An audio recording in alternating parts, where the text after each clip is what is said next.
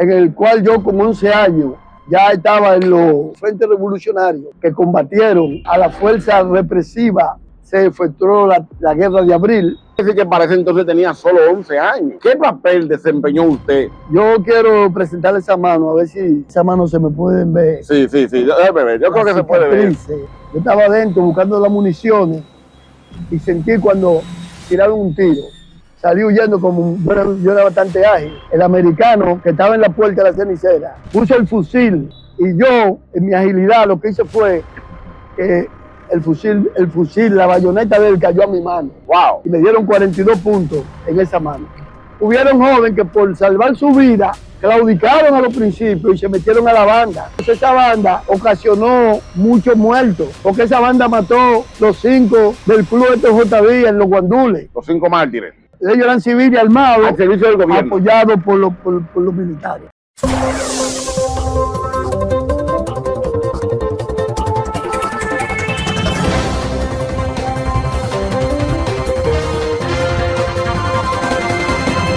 Mis amados, Colmado RD. Señores, seguimos expandiéndonos y en esta ocasión nos encontramos en el sector de Sabana Perdida con una persona que nos va a documentar, señores, de lo que es la historia dominicana, tanto en el ámbito delincuencial como en el ámbito político. Se encuentra con nosotros Ramón Antonio Parreño. Primeramente, muy buena tarde para todos. Quiero presentarme. Soy nacido del sector de Huachupita, nacido y criado en ese lugar.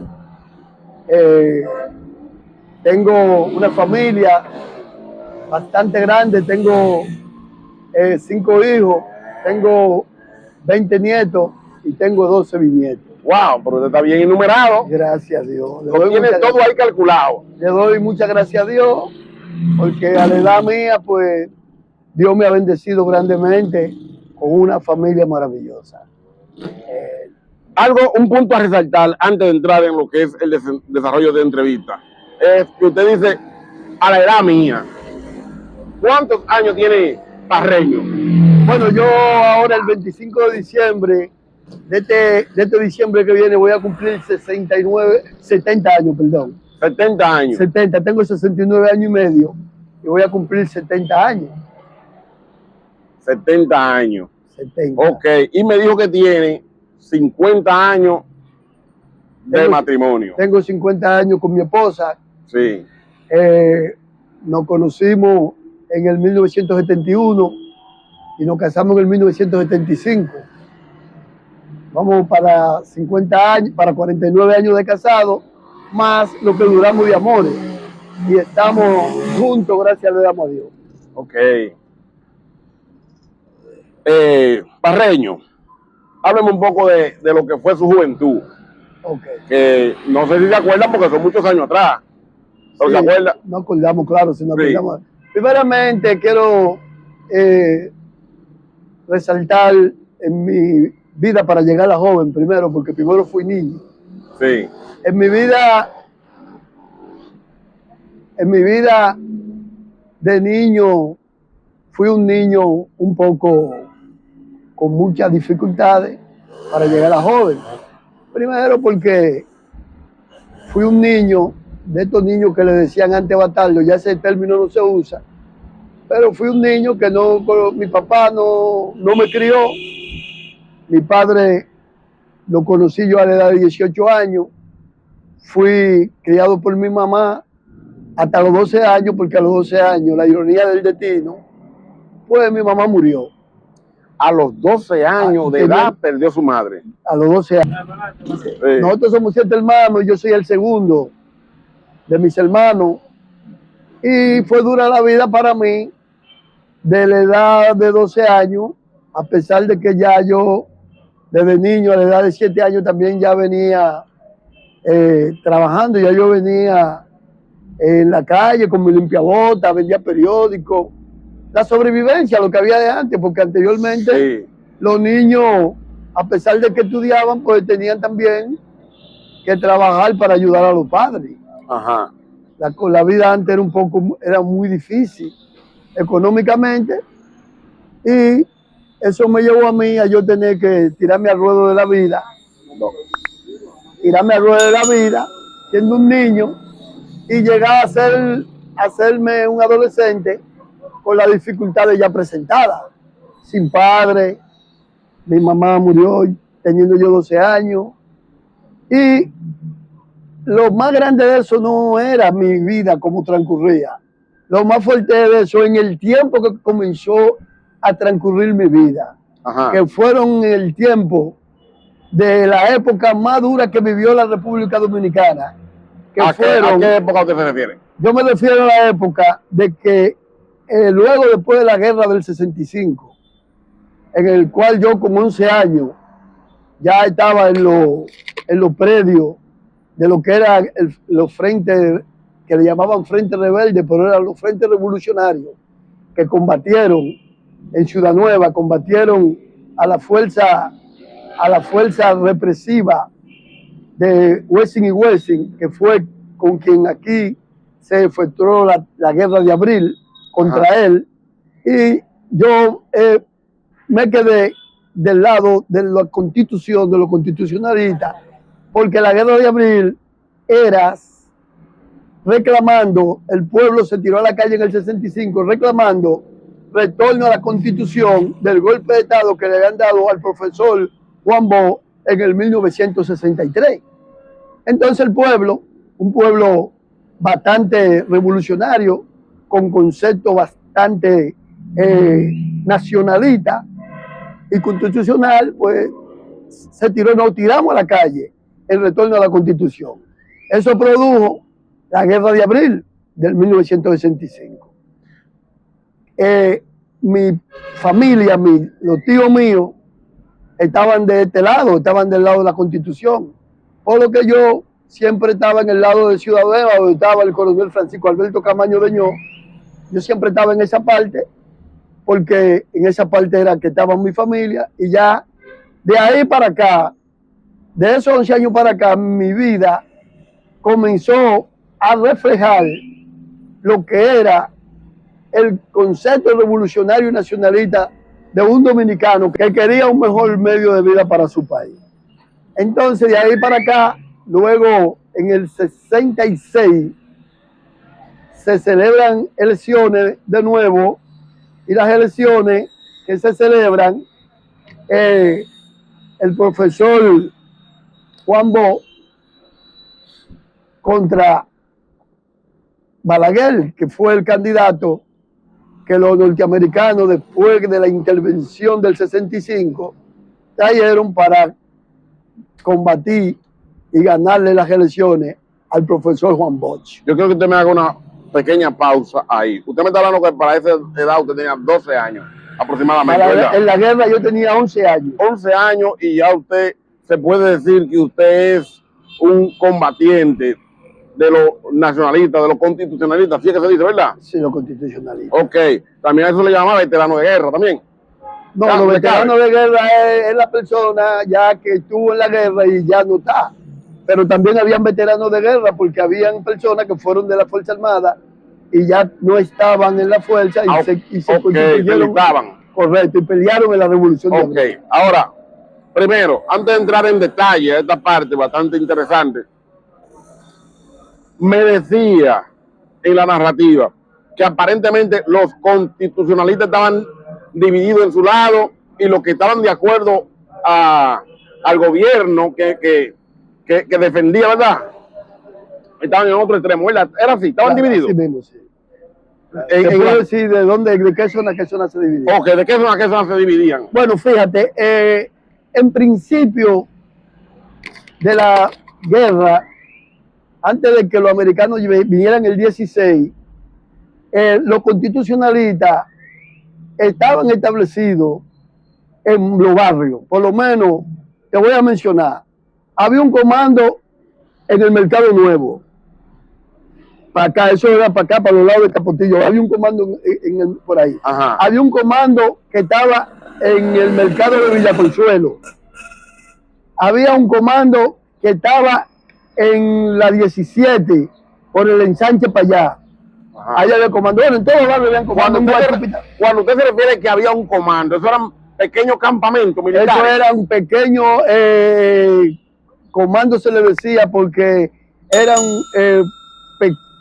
grupo de hombres armados paramilitares. que estaban peleando por el retorno a la Constitución. Entonces estaban peleando en contra del CEFA. El CEFA eran los guardias que estaban representados por Elías Wessing y Wessing. Y por el gobierno de don Enrique Cabral, que fue a quien se le dio el golpe de Estado del 1965. Entonces me explicaba que los constitucionalistas estaban divididos de lo del CEFA, ¿verdad? Claro. ¿De qué lado estaban la gente del CEFA y de qué lado los constitucionalistas? Los constitucionalistas estaban constituidos por el pueblo. No digo en qué entorno. Estaban en el entorno. Yo te estoy diciendo que en principio en todos los barrios había un frente, había un comando combatiendo en contra del CEFA. En cada barrio. Claro, pero después que llegan los americanos en el 16, ya entonces el comandante Francisco Alberto Camaño Deñó, conjuntamente con Lora Fernández, el comandante Montearache, y esa gloria de ese niño llamado Héctor Arítide, que siendo un niño ya era un defensor de nuestra patria. Héctor Arítide fue quien tuvo en la comisión con Camaño, con Héctor Arítide, con Amín Abel Jabún en aquel tiempo, que eran de la gente que después, en los 12 años de Balaguer, lo sacó de circulación. Tuvieron los partidos también que estaban representados, los partidos de izquierda, en aquel tiempo el MPD, la Línea Roja. Todos esos grupos se unieron y tomaron entonces a Ciudad Nueva, tomando en cuenta que en Ciudad Nueva estaban los bancos. Entonces, de dónde a dónde se dividía la zona en la guerra, después que llegaron los americanos. Se dividía en la Caracas, en la calle Caracas, terminando en el Parque Enriquillo, con Duarte, Félix María Ruiz, toda esa parte, hasta allá. Eso era lo que le decían la zona del rebelde, de los constitucionalistas. Ocupando San Carlos, San Carlos, San Miguel, todo eso, toda esa parte aledaña, hasta llegar al Hotel Jaragua, que en el Hotel Jaragua allí se dividía, porque entonces en el Hotel Jaragua estaban los paraguayos, que eran de las tropas interventoras norteamericanas, estaban ahí, entonces de ahí para acá, entonces estábamos nosotros, los constitucionalistas, peleando en contra de ellos.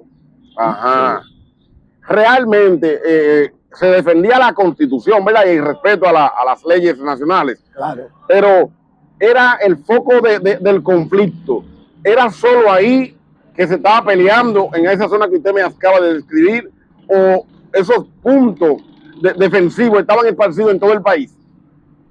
Como te decía, en principio los puntos estaban diversos en diferentes lugares.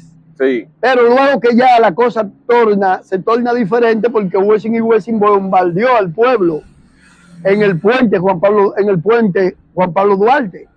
Ya ahí entonces Lora Fernández, el comandante Francisco Alberto Camaño Deñó, Montearache, Héctor Arítide, los cabezas representantes de la Guerra de Abril, ya tomaron como medida recoger a todo el frente constitucionalista y centralizarlo en la parte extramuro del país, que era Ciudad Nueva. Ahí estaban todos los comandos representados por sus diferentes comandantes. Una pregunta.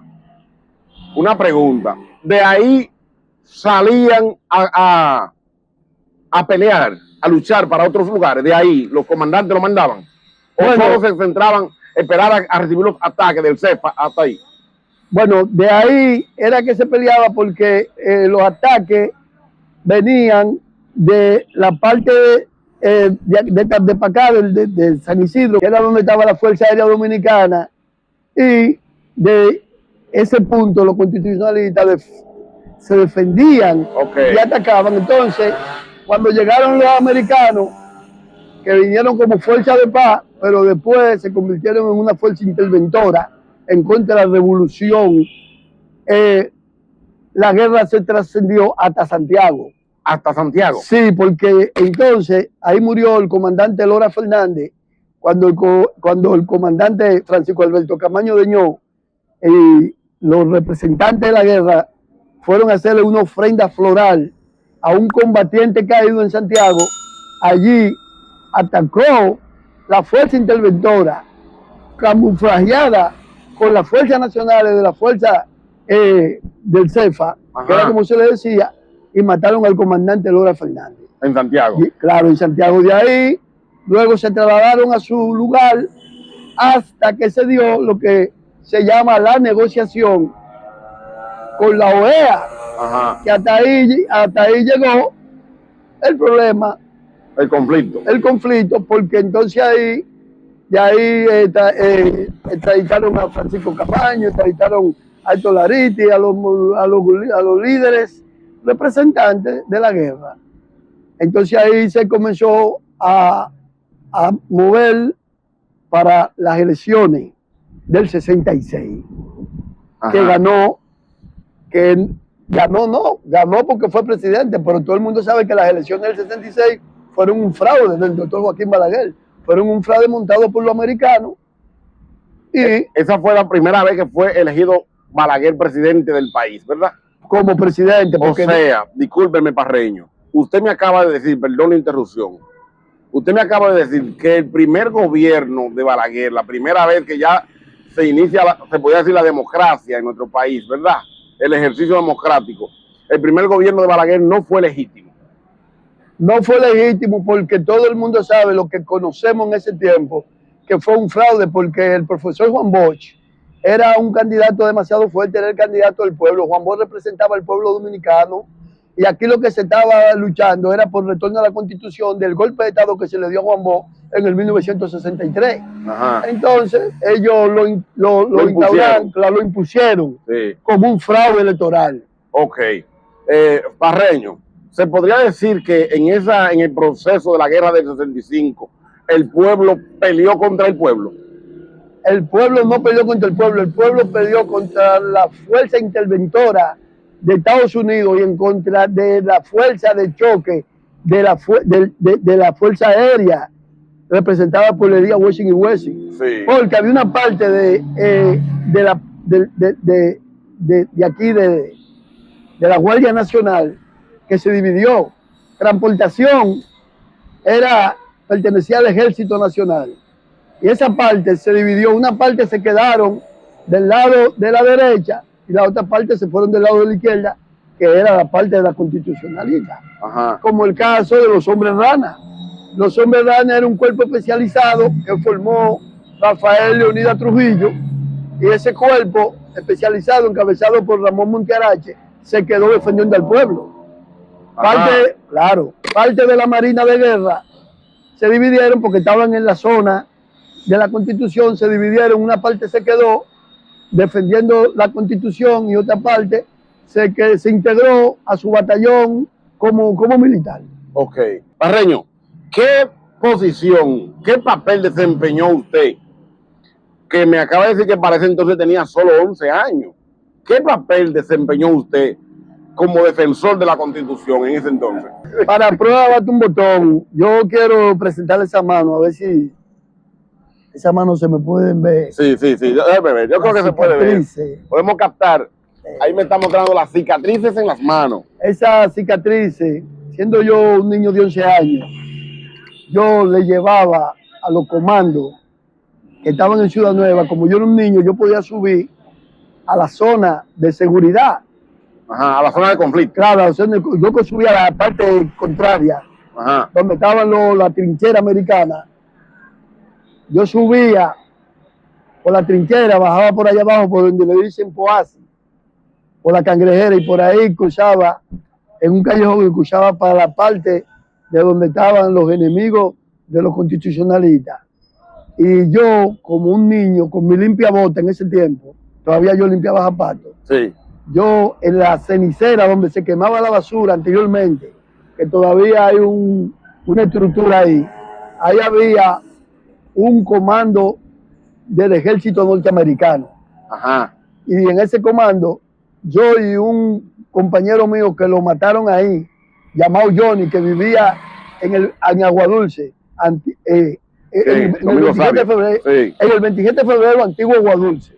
Ajá. Nosotros le decían Aguadulce. Sí, claro. Y él vivía ahí y era no limpiabota. Entonces nosotros le cogíamos los proyectiles a los americanos y le llenaban, lo llevaban a una limpiabota y la llevábamos para allá abajo, para Ciudad Nueva. Y nos estaban acechando y un día que entramos a nuestro trabajo, a nuestra tarea, sí. yo estaba dentro buscando las municiones y sentí cuando tiraron un tiro. Cuando tiraron el tiro, salí huyendo, como yo era bastante ágil, salí huyendo y me encontré con Johnny, que si su familia están vivos sabe que lo mataron en el 65. Y me salí huyendo y me encontré con Johnny tirado en el suelo. Y cuando iba huyendo, el americano que estaba en la puerta de la cenicera puso, disparó. No, puso el fusil así para pararme. Y yo, en mi agilidad, lo que hice fue que el fusil, la bayoneta de él cayó a mi mano. Wow. Y me dieron 42 puntos en esa mano. Ajá. Entre lo que me dieron por dentro y me dieron por fuera, porque esa mano fue bandeada entera. Wow. Cuando él metió el fusil, yo metí la mano y me bandeó la mano. Bueno, gracias a Dios y a yo mismo, fue que me hicieron la operación en el Hotel Aragua ahí y tengo mi mano bien. Los mismos militares, fue lo que lo socorrieron. Sí, porque me llevaron al Morgan. Ajá. Y en el Morgan me iban a mochar la mano. Wow. Entonces, en ese momento llegaron los paraguayos que te decía que estaban en el Hotel Aragua. Llegaron a llevar un herido a alguien y me vieron la situación y me llevaron para allá y en el patio del Hotel Aragua me dieron los puntos en esa mano. Una pregunta, Parreño. ¿Usted estaba, en ese entonces, usted estaba consciente de la labor que usted estaba ejerciendo a favor de la patria? ¿O simplemente lo hacía como un mandado de niño? No, yo estaba consciente porque ya yo tenía 11 años y yo sabía los sufrimientos del pueblo, yo sabía, porque yo vengo de una familia muy pobre, de una familia que pasó mucho trabajo y el que más trabajo pasa, cuando la cosa está mala, el que más sufre. Yo estaba consciente, a mis 11 años yo sabía ya en lo que yo estaba. Ahí no había cuestión de duda, ahí había una cuestión de que yo sabía y estaba, porque ahí estaba mi tío, que mi tío era constitucionalista. Ajá. Mi papá, sin haberlo yo conocido, mi papá era un sargento mayor del Ejército Nacional y estaba en Ciudad Nueva, fue del grupo que se quedó en Ciudad Nueva. Mi papá fue un constitucionalista. Ok, se sumó a la defensa de la Constitución. Sí, claro, mi papá fue un defensor. ¿Qué acontecía con esos militares que para ese entonces decidían irse a favor de los constitucionalistas? ¿Desertaban, lo daban como desertores? ¿Qué acontecía con ellos? O sea, me está hablando después que pasa la guerra. No, en el momento, porque, por ejemplo, un militar que decidió irse al bando de ustedes, por ejemplo, sí, los que defendían la Constitución, ¿qué acontecía con ellos? ¿La milicia lo daba como un desertor? Sí, claro, eran desertores y no solamente eso, sino que después que pasó la guerra, esa gente muchos tuvieron que correr, que emigrar, porque entonces la fuerza represiva del balaguerismo ya instaurado lo perseguía. Ajá. Claro, pero claro, la mayoría de esos constitucionalistas no lo reintegraron. La mayoría de esos guardias que fueron guardias ni siquiera le pagaron su cheque del 25, que fue, la guerra explotó el 24 y le tocaba cobrar el 25. Ni siquiera le pagaron. Después que pasó la guerra, la mayoría de esos militares que ofrendaron su vida en honor a la patria, a la soberanía y a la Constitución, tuvieron mucho que estar escondidos porque el papá mío tuvo que esconderse. Y su así, papá, siendo militar, tuvo que esconderse. Y conocí muchos militares que después se quedaron en el anonimato porque ya no podían regresar, porque incluso lo estaban buscando para matarlo.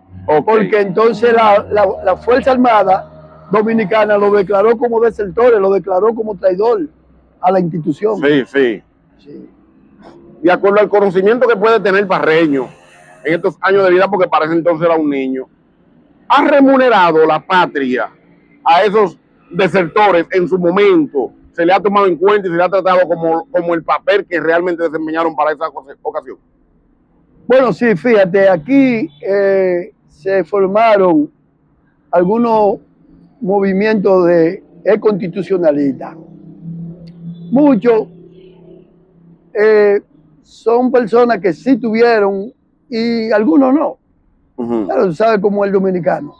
Pero sí, aquí hubieron gobiernos que, por lo menos el mismo gobierno de Leonel Fernández y el mismo gobierno de Danilo, reconoció lo sí, constitucionalista. esa gente tiene su chequecito y lo han ayudado a mucho.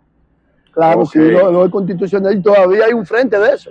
Todavía creo que ese frente anda por ahí, o ya personas de mi edad que todavía con un criterio patriótico y nacionalista están por ahí pidiéndole a los dominicanos que nos integremos a la lucha por la nacionalidad de la patria. Sí. Todavía ese es su papel de ellos. Ellos están en eso. ¿Cuál sería la postura? ¿Cuál es la postura de aquellos que albergan ese sentimiento constitucionalista y nacionalista ante la migración haitiana que se está dando ahora mismo en nuestro país? ¿Cuál es el sentimiento que se siente?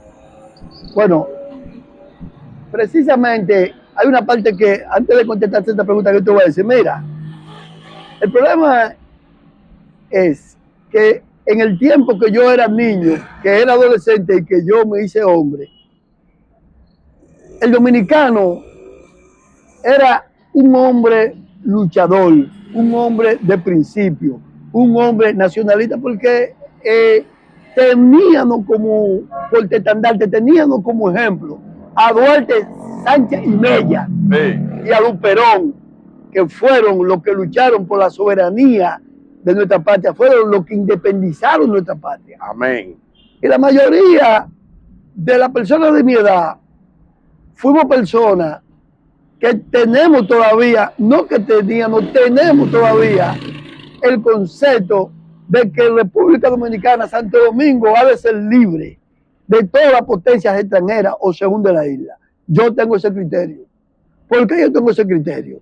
Porque es mejor ser libre que vivir de rodillas. Y cuando usted Sí, continúa. y nosotros fuimos gobernados por los vecinos haitianos. Ajá. Y nos independizamos de ellos. Hoy en día tenemos un problema grandísimo en el cual no hay un concepto claro de la juventud dominicana, no hay un concepto claro de la persona, de que real y efectivamente nosotros somos libres e independientes. Y nos estamos dejando quitar la patria. Esto no trae nada que tenga que ver en contra de un nacional haitiano, porque son personas y son hijos de Dios. Amén. Simplemente lo que no estamos de acuerdo es que República Dominicana vuelva a caer, a ser gobernado por una potencia extranjera. Sí. Así que yo quiero aprovechar este momento para pedir a la juventud que despierten, que suelten un poquito esa inversión de valores que está viviendo la República Dominicana y que vamos a rescatar los valores patrios, vamos a rescatar los principios, vamos a luchar para que podamos mantenernos con orgullo de ser dominicanos. Les decía, se está dando lo que le llaman mucho la invasión de los vientres. Algo que sale a diario en los medios de comunicación es que nos están invadiendo a través de las parturientas haitianas, que ya son más las que dan a luz en nuestros centros de salud que la misma dominicana. ¿Qué sentimiento arropa a aquellos constitucionalistas que creo que Parreño lo vivió y puede expresarlo por ello? Bueno, el sentimiento que nos arropa a nosotros es que no nos sentimos bien con esto. ¿Por qué no nos sentimos bien? Porque esa es una estrategia. Además, te voy a decir algo. Eso que está pasando aquí es una irresponsabilidad de los gobiernos. Sí. De los gobiernos y sobre todo este gobierno actual, que no está enfrentando el problema como debe de enfrentarse. Entonces, esa es la estrategia. Pero hay un problema con los asuntos. Yo quiero expresar aquí un problema con el asunto de los haitianos. Sí. Con el asunto de los vecinos haitianos. Los haitianos, por tiempos inmemorables, Sí. han dependido de nosotros. Que es tan tal que la mano de obra en República Dominicana la mayoría son de haitianos. Sí, claro. Eso lo sabemos. Pero hay un problema y es que lo que tienen que sanear, lo que tienen que ver con el problema de los haitianos, no somos nosotros, son los países desarrollados, los países como Estados Unidos, Francia, como Canadá, esos países que tienen que ver con el desarrollo de los países pobres. Sí. Pero el problema nos lo han dejado a nosotros, no han tirado el problema a nosotros. Entonces, nosotros todavía estamos viviendo un subdesarrollo. Nosotros todavía no somos un país eminentemente desarrollado. Nosotros estamos saliendo del subdesarrollo. Para nosotros cargar con tantos problemas como el problema de los vecinos, de nuestros vecinos. Entonces, nosotros lo que queremos es que tanto el gobierno como los representantes del país le hagan entender a Francia, que fue que lo colonializaron a ellos en ese lugar, a Estados Unidos, que es la potencia del mundo, a Canadá, a todos esos países grandes, sí, que ellos lo que tienen que hacer en Haití es invertir, llevar a los haitianos, transformar a los haitianos, llevar la educación a los haitianos, que los haitianos puedan desarrollarse, llevar una seguridad donde ellos puedan vivir tranquilos en su tierra, porque ellos son un país fallido, no tienen gobernabilidad, no tienen gobierno, porque ellos no conocen eso, pero esas potencias pueden instaurar esa situación y puede ser que ellos puedan hasta desarrollarse igual o más que nosotros. ¿Usted cree que el problema haitiano es por falta de inversión económica o un problema probablemente intrínseco de ellos, de no poder ponerse de acuerdo entre ellos como políticos, como seres humanos? ¿Qué usted opina de eso? ¿Es falta de inversión extranjera o probablemente ellos no han logrado ponerse de acuerdo entre ellos mismos? Los dos. Las dos cosas. Sí, las dos cosas. Primeramente, los países desarrollados que pueden invertir en Estados Unidos, en Haití, no lo hacen, tienen temor por la inseguridad que hay. Ciertamente hay una inseguridad porque hay un problema de atraso social, político, económico y cultural de los haitianos, señora, hay que entender eso. Los haitianos son una persona que todavía están atrasados, están viviendo no malamente. Entonces vamos a ayudarlos, pero vamos a ayudarlos primeramente con la educación, pero allá en su tierra, con hacer proyectos de desarrollo agrícola que ellos puedan sembrar en su tierra, hacer un sinnúmero de proyectos donde ellos puedan vivir tranquilamente en su tierra sin tener que salir a emigrar para ninguna parte, ni para acá, ni para ningún lado. Entonces ahí están los dos factores. Está el factor económico que esos países no quieren invertir. Sí. Y está el problema también de su idiosincrasia como pueblo todavía atrasado. Sí. Porque según la historia, Haití es el segundo país más pobre del mundo. Porque según la historia, el primer país más pobre es África y el segundo es Haití. Sí. Entonces, nosotros hemos tenido que cargar con ese problema. Entonces, ese problema, señor presidente, usted tiene que decirle cuando usted vaya a las Naciones Unidas, que usted vaya a esas reuniones, de la OEA, esa reunión, usted tiene que decirle a esa gente que ese problema nosotros no podemos con él, que ese problema es de ellos, porque ellos son los que tienen que sanear y ayudar a los países pobres del mundo. Para salir un poco del tema haitiano y continuar con el desenvolvimiento, ¿usted cree que realmente el problema que se ha ido acrecentando con relación a los haitianos en nuestro país es por quizá una falta, como le decía, valga la redundancia, de inversión internacional, quizás un descuido del gobierno o más bien un descuido de las autoridades fronterizas? Porque es que aquí tuve un camión de migración en una esquina deportando lleno, ¿verdad? Pero el barrio sigue lleno de haitianos, entonces ¿para dónde que lo llevan? Tú lo dijiste, tú la contestaste. Tú sabes que aquí todavía no hay un criterio claro sobre la responsabilidad que pesa sobre los hombres que tienen que evitar las emigraciones. ¿Por qué? Porque aquí, tú lo dijiste, eso lo sabe todo el mundo y no tengo temor de decirlo, que viene un camión de migración y mete 40 haitianos. Por un lado lo sueltan a Haití, por otro lado, antes el camión dice, ellos están otra vez aquí. Sí. eso también es un asunto de irresponsabilidad y de falta de conciencia de esas autoridades que ponen para que sepan que esa gente tiene que estar en su territorio. Eso también tiene que ver. Claro. O sea que probablemente la mayor responsabilidad de que nuestro país esté siendo invadido de manera pasiva, pacífica, se podría decir que cae sobre los que cuidan la frontera, que son los que permiten que crucen, ¿verdad? Sí, claro, sobre las autoridades, Y otra cosa también, que también hay que tener un poquito de cuidado con esa autoridad, porque como uno dice una cosa, también tiene que poder decir otra. También ese equipo de hombres que están en la frontera, también no están lo suficientemente equipados para esa delincuencia garrafante, esa delincuencia incontrolable que hay en Haití. Sí. Porque la que delincuencia en Haití no solamente aquel hombre de que el tal barbecue, no. La delincuencia en Haití es que Haití es por donde entra toda la droga y por donde entra todas las armas que andan ilegales, es por ahí que entran. Sí. Entonces ese es un mercado libre. Vamos un poquito a lo que fue ya el desenvolvimiento ya de nuestro país como democracia ya. Que usted me dijo, a ver resaltar que me dijo, que el primer gobierno que se estableció ya acá democrático, que fue el gobierno de Joaquín Balaguer, no fue legítimo. Vamos a ir un poquito de ahí para allá, de lo que fue el desenvolvimiento de los gobiernos del doctor Joaquín Balaguer.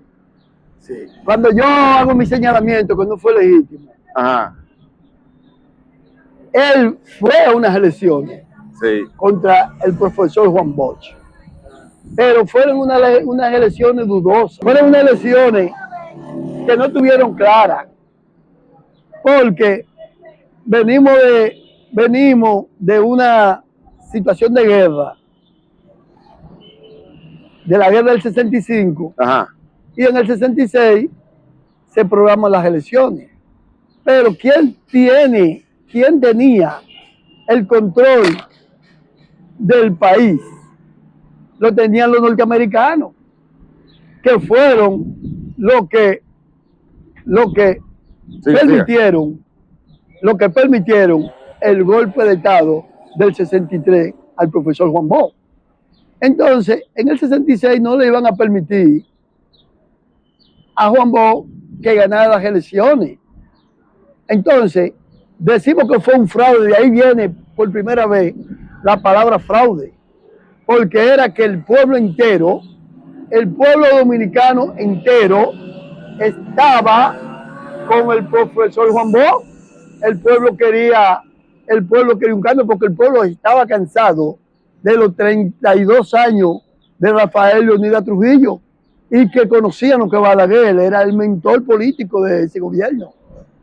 Porque Balaguer era el poder detrás del trono, Trujillo era el presidente, pero Balaguer era el mentor Pero ya constitucionalmente, a través de unas elecciones, Balaguer comienza a gobernar en el 66, pero esas elecciones, si hay personas que tienen la edad mía, saben que esas elecciones fueron muy cuestionadas, porque de esas elecciones que viene la palabra fraude. Ajá. Claro, de ahí es que viene la palabra fraude, de esas elecciones del 66. A partir de ahí fue que empezó a sonar en nuestro país la palabra fraude electoral. Sí, me hicieron coca. Me hicieron un fraude electoral. Sí. Y fue un fraude porque el pueblo entero, aquí estaba, en ese tiempo estaba el Batión, que era el PRD, que era el PRD, el partido fuerte, el PRD. Que lo encabezaba Juan Bosch, ¿verdad? Lo encabezaba el profesor Juan Bosch y Francisco Peña Gómez. Ajá. Estaba el MPD. Sí. ¿Qué fue el MPD? ¿Quién representaba ese partido? El MPD fue un desprendimiento del 14 de junio. Aquí, el 14 de junio fue formado por Manolo Tavares Justo. Ajá. Manolo Manolo Tavares Justo. Sí. Que fue esposo de una de las hermanas Mirabal. Ese fue un gran luchador que combatió el trujillato, combatió a Trujillo y a su caudillo y a su asesino de aquellos tiempos. Ajá. Y luego ese partido, el 14 de junio, se divide Sí. y surge el MPD. El MPD, Movimiento Popular Dominicano, fue una organización política clandestina. Ajá. Sí, claro, fue clandestino. Fue clandestino porque fue una organización que fue formada por personas que tenían problemas con el régimen balaguerista, con el régimen de Trujillo y el régimen balaguerista. Porque el MPD, los altos dirigentes del MPD fueron Maximiliano Gómez, Henry Segarra, Otto Morales, Guido Gil y muchísimos playadas de jóvenes que ofrendaron su vida en honor a la libertad y a la independencia, que cayeron abatidos por la mano asesina de los 12 años del balaguerismo. Sí. Ese partido, movimiento, donde también estuvo la doctora Hilda Botró, abogada, y muchísimos dirigentes más, que no recuerdo ahora mismo, pero ese partido fue una organización de combate que combatió el régimen de Balaguer en la calle. Fueron hombres y mujeres que ofrendaron su vida en la calle en honor a la libertad y a la independencia nacional. Ese fue el MPD. Entonces el MPD estaba con Juan Bosch, la Niña Roja estaba con Juan Bosch, Unión Cívica, que fue a quien Juan Bosch le ganó en el 63, también estaban con Juan Bosch. Con Balaguer lo que estaban nada más era el Partido Dominicano, que era el partido de Trujillo, y dije que Balaguer ganó. Sí. Que no tenía gente ni tenía nadie. Dije que ganó. Entonces, de ahí viene la palabra fraude electoral. Ok. Entonces a partir de ahí, sí, Balaguer crece ya su estructura en el Partido Reformista Social Cristiano, ¿verdad? Crece su estructura como político, tuvo un buen desenvolvimiento de ¿cuántos periodos? Balaguer tuvo 12 años, fueron 3 periodos consecutivos, primeramente. Pero, ok, eso fue primeramente, porque después tuvo 10 años más que se reivindicó, porque de eso quiero hablar. Ok, vamos a hablar de lo primero, de los 12 años, que fueron los primeros 12 años de Balaguer. 12 años. Que yo estaba confundido. No. Yo no sabía que cuando se referían, a los 12 años de Balaguer, fueron a sus 3 primeros periodos. Yo pensé que era algo ya finalizando. Balaguer ganó, cogió el poder en el 66, 4 años hasta el 70. En el 70 volvió y se religió. En el 70, las elecciones, ya sí, es posible que ya él tuviera una fuerza más determinada, pero todavía en el 70 el pueblo también todavía proclamaba que hubo un fraude. Ajá. Pero ya ahí no estoy tan seguro, porque ya Balaguer duró, ya tenía 4 años en el poder, y ya Balaguer había, en los primeros años de su gobierno, Balaguer había acabado con la mayoría de los revolucionarios de aquellos tiempos. Ya estaban muertos la mayoría. Usted me quiere decir que a partir del segundo periodo de Balaguer inició una embestida contra todos los que se oponían del partido MPD y de esos otros movimientos que surgieron, ¿verdad? Claro. Hubo una embestida. Claro, claro. Ajá. Claro. Hábleme un poco de eso. Bueno, cuando Balaguer vuelve y se reelige, en el segundo periodo. En el segundo, 70-74, en los años 70, los que no cayeron en los primeros 4 años, cayeron en los 4 años del 70-74. Ajá. Claro. Ahí murieron muchísimos combatientes, ahí murieron muchísimos líderes de izquierdistas. Ahí fue, en ese periodo murió Amin Abel Jabún. En ese periodo tuvo la desaparición de Henry Segarra. En ese periodo tuvo la muerte de Homero Hernández. Esa gente fueron víctimas de los 12 años asesinos del doctor Joaquín Balaguer. hasta el 74. En el 74 vuelve y se reelige, pero en el 74 que la película es linda. Ajá. Porque en el 74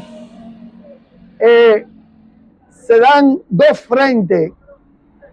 frentes políticos constituidos por los diferentes partidos de izquierda y democrático.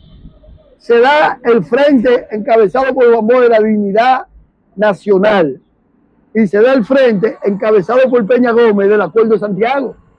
Ok, ¿en qué partido estaba cada uno de ellos en esos acuerdos? Juan Bosch estaba en el PLD, en la Liberación Dominicana. ¿Ya había nacido el PLD? Sí, claro, el PLD nació, porque el PLD nació cuando se dividió el PRD y el PLD.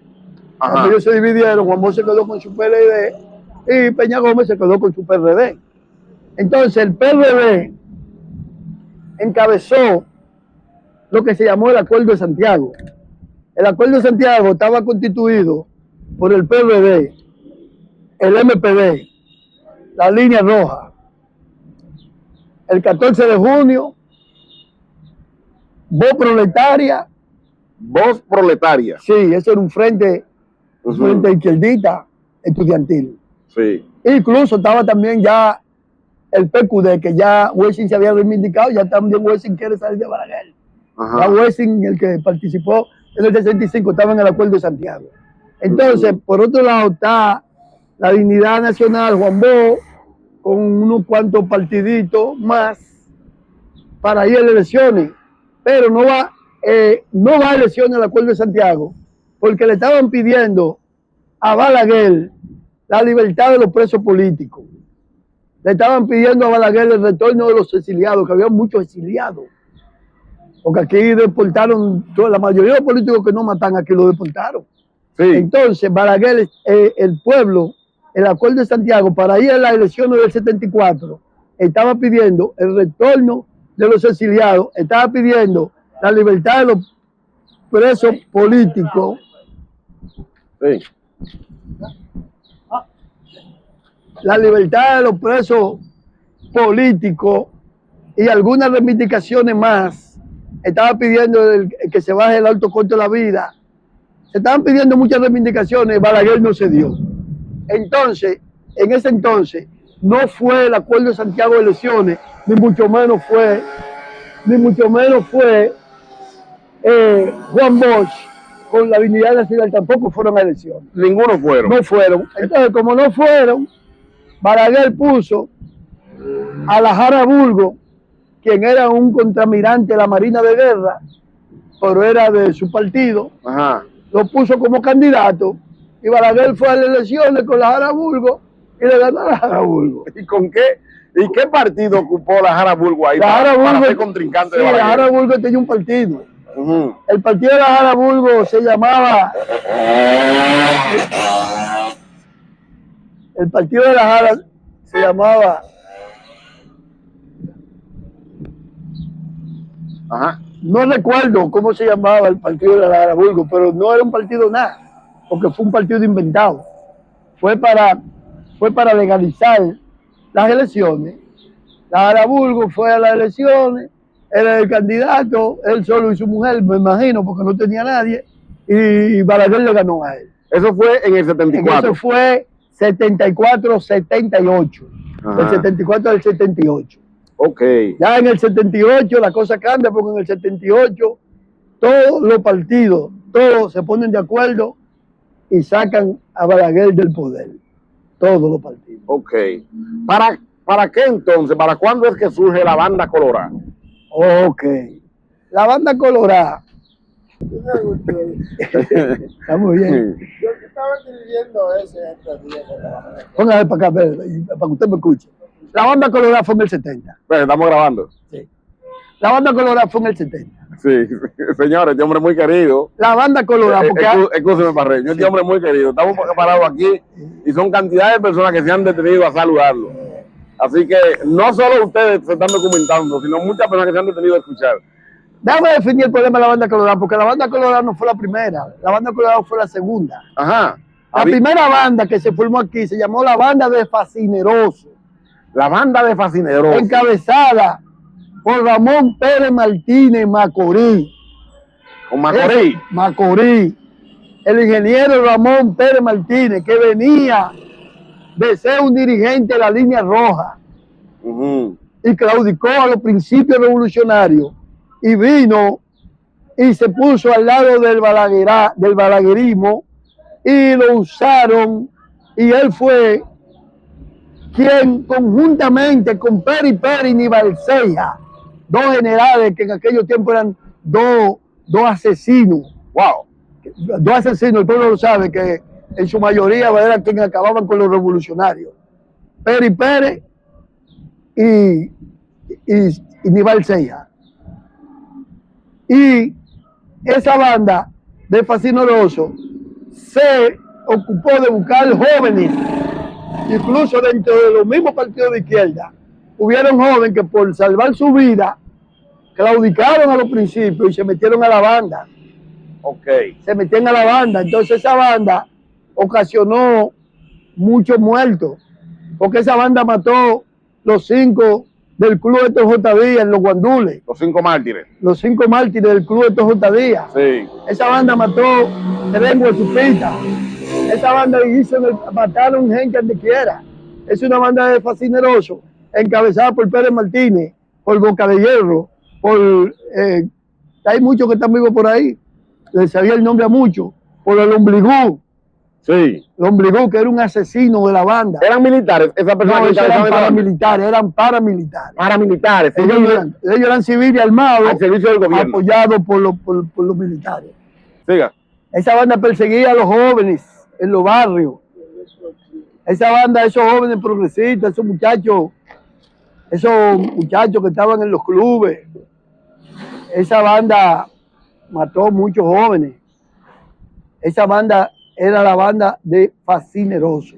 Esa no era la banda colorada.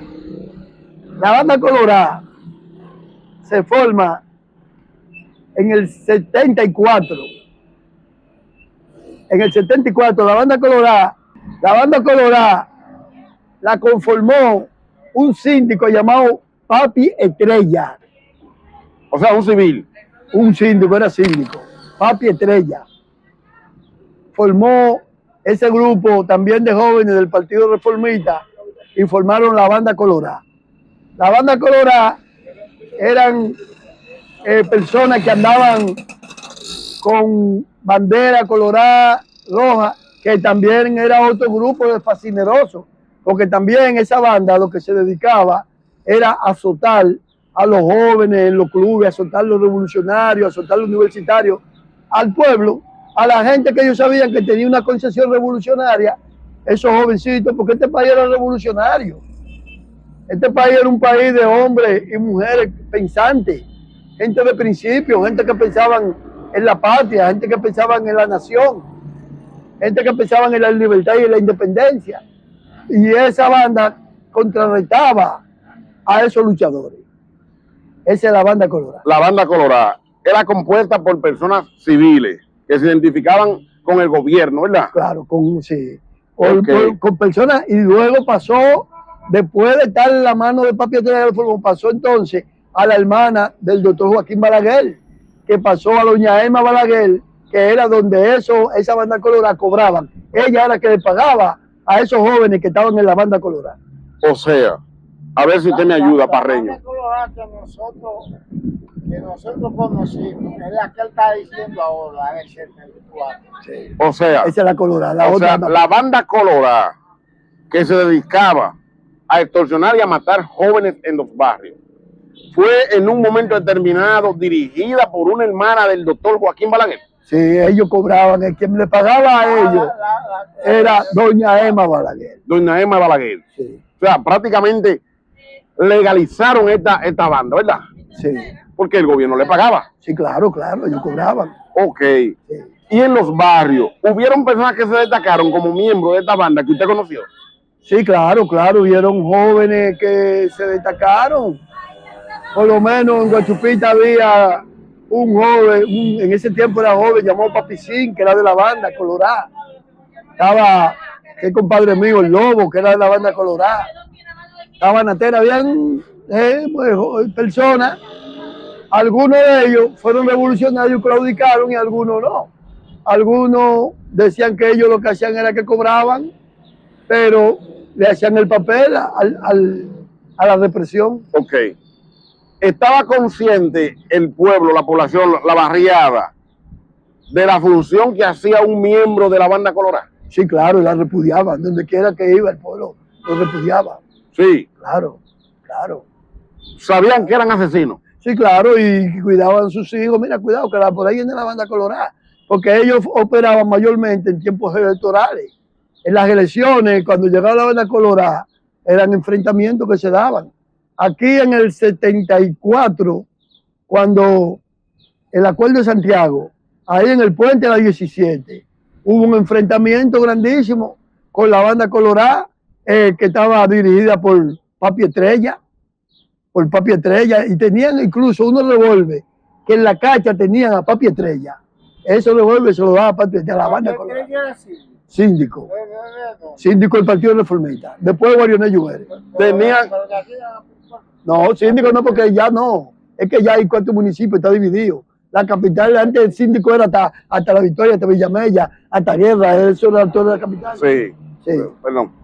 Tenían la imagen de Papi Estrella, los revólveres que utilizaban los miembros de la banda colorada. La banda colorada. Wow. En la cacha. Ok. Entonces, Parreño creció bajo ese principio defensor de la patria. Claro. Me integré al movimiento revolucionario muy joven. Después que pasó la guerra, yo seguí los pasos del movimiento revolucionario. Ahí estuve hasta que tuve mi familia, luego emigré a Estados Unidos. Y ya cuando vine, ya ahí cambié la idea por razones de seguridad. Parreño, vamos ahora un poco a lo personal. Aproximadamente cuando usted decide emigrar a los Estados Unidos, ¿qué edad usted tenía? Cuando yo me voy a los Estados Unidos, yo tenía 32 años. 32 años. Sí, 32 años. ¿De qué forma usted decidió que iba a llegar a los Estados Unidos? Bueno, mira qué sucede. Yo era militante o dirigente del PRD. Dirigente del PRD. Sí, yo en Guachupita duré 10 años siendo secretario general de la Juventud PRDista. PRDista, encabezado por Peña Gómez. Primeramente, antes de estar en el PRD, fui dirigente del Flavio Suero, que estaba dirigido por el Movimiento Popular Dominicano. Ajá. Eso es el MPD. El MPD. De ahí, ya metido en familia, quise legalizar mi vida, llevándome de consejo, porque a la mayoría de los que fueron dirigentes lo mataron del MPD, porque a ese fue el partido que más gente le mataron en los 12 años. Decidí irme a través de un amigo llamado Aridio García de León, que fue un dirigente nacional y fue un gran funcionario del PRD. Éramos amigos y me dijo que no fuera en el PRD y yo me fui para el PRD en el 77. Ajá. En el año 77 yo entro como militante del PRD. Bueno, y en el 78 el PRD gana. El PRD dura 8 años en el gobierno, 4 años de don Antonio Guzmán Fernández y 4 años de Salvador Jorge Blanco. Ok. Cuando el PRD pierde, en el 86, el PRD pierde en el 86. Ajá. Porque el PRD duró del 78 al 82 y del 82 al 86. Ok. El PRD pierde las elecciones en el 86. Yo en ese tiempo trabajaba en obra pública, trabajé en el ayuntamiento y yo al ver que por contradicciones políticas del PRD, ellos primero permitieron desempolvar ese cadáver que estaba ya putrefacto de Joaquín Balaguer, que ya había salido del poder 12 años, y ellos lo prefirieron porque quien prefirió retornar a Balaguer fue el PRD. Ajá. Claro, por la contradicción entre Salvador y Jacobo Magluta. Y Salvador, por no darle la oportunidad a Cobo Magluta, prefirió que Balaguer volviera y retornara al poder. Okay. Eso fue así. Eso fue contradicción del PRD, y los PRDistas que también lo saben, que el PRD fue culpable de que Balaguer volviera al gobierno. Al Balaguer volver en el 86, yo quedé una sin empleo y otra ya pensando... Decepcionado, se puede decir. Y decepcionado, políticamente ¿no? Y asustado también. Okay. Porque venía de nuevo Balaguer, aunque vino con otra temática. Porque Balaguer se reivindicó. Ajá. Porque las cosas hay que decirlas como son. Balaguer en sus 10 años, a Balaguer la sociedad dominicana le permitió en 10 años de reivindicarse. Y hoy en día Balaguer se menciona como un buen líder. Como un padre de la patria. Realmente los últimos 10 años lo ejerció como tal. Sí, porque las cosas hay que decirlas como son. Balaguer en los 10 años vino con una temática diferente, no había crimen, vino gobernando. Desapareció la banda colorada. Claro, sí. En los 10 años no hubo banda, en los 10 años no hubo cuerpo represivo. Los 10 años fueron 10 años porque ya el PRD había instaurado una auténtica democracia. Okay. Y ya Balaguer tenía que gobernar bajo esa tesitura. No podía cambiar el estilo porque ya la democracia dominicana estaba consolidada en República Dominicana. Okay.